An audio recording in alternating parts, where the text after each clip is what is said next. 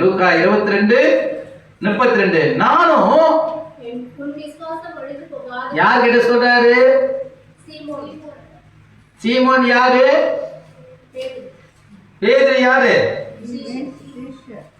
இந்த 12 சீஷர்ல முதல் பேரானவன் அவன். அவனை பார்த்து ஆண்டு சொல்றாரு, அற்புதங்களையும் அடையாளங்களையும் கண்டவன். அவர் படகுல இருக்கும் பொழுது காற்று அடித்தது, பெருங்காற்று,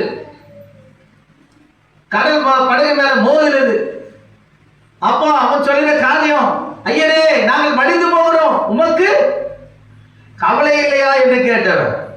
கடலை பார்த்து அமைதியா என்று சொன்ன, சமுத்திரத்தை பார்த்து இருந்தது இறையாதே என்று சொன்னார். சொன்ன உடனே என்ன ஆயிடுச்சு? அமைதி உண்டாயிட்டு. பார்க்கிறான், ஆச்சரியப்படுறான்.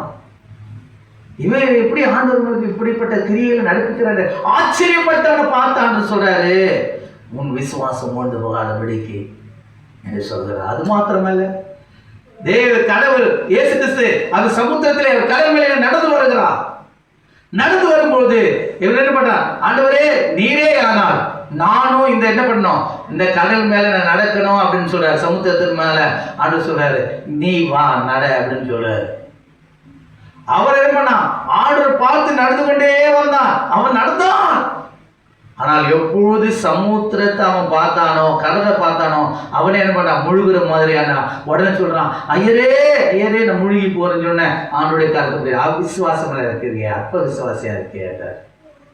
அன்பான தேவனுடைய பிள்ளைகளே, நாம் எப்படியா இருக்கிறோம்? தேவன் பலத்த கிரிகளை நம்முடைய வாழ்க்கையில, ஒவ்வொருடைய வாழ்க்கையில அவர் செய்திருக்கிறார், இன்னமும் செய்ய வல்லவராக இருக்கிறார். அதனால தான் சொல்றாரு, நீ விசுவாசமாய் அவிசுவாசம் விசுவாசமா நீ இருக்காது என்று சொல்றார். அல்லேலூயா. ஆமா, விசுவாசம் இல்லாமல் தேவனுக்கு பிரியமா இருப்பது கூடாத காரியம்.